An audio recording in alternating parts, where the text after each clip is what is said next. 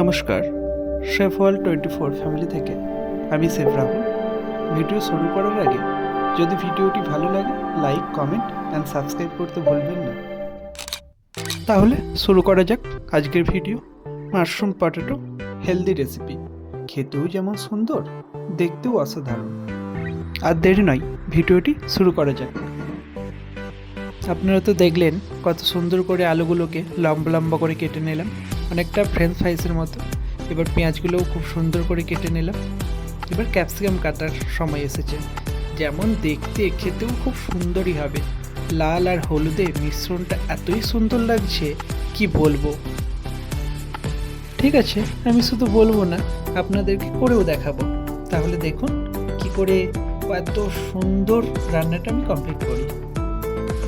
এই ক্যাপসিকামগুলোকে ত্রিভুজ আকৃতিতে আমরা ছোট্ট ছোট্ট করে কেটে নেব, তাহলে দেখতেও ভালো লাগবে আর খাবার সময়ও অনেকটা ইউনিক লাগবে।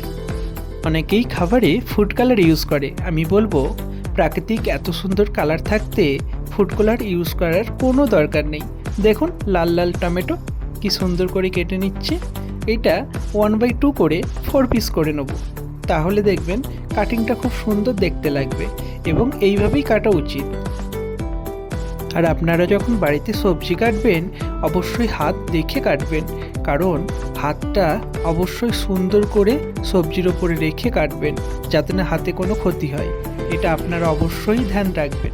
সবজিগুলো আপনার দিকে কত সুন্দর করে তাকিয়েছিল তা তো আপনারা দেখলেন।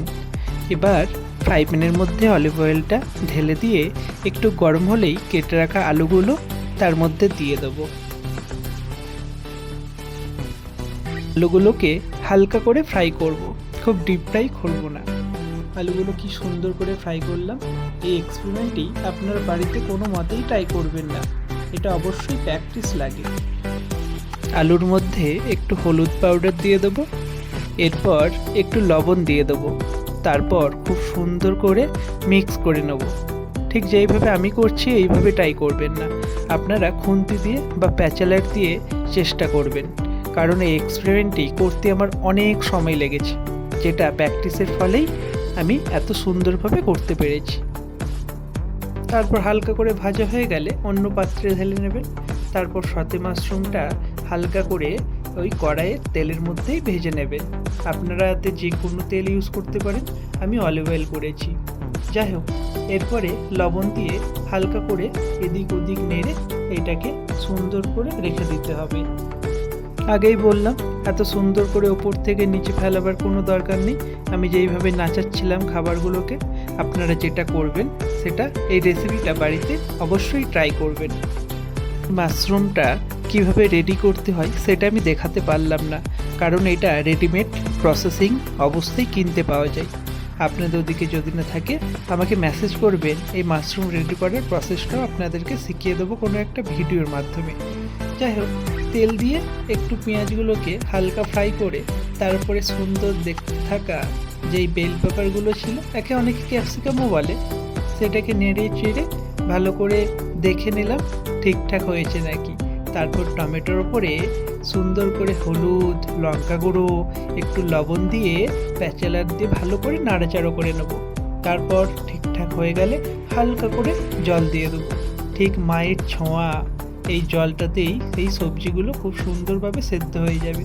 তারপর আমি সবসময় যেটা করি, জল দেবার পরেই আদা রসুন দিই, কারণ আদা রসুন আমি আগে দিই না।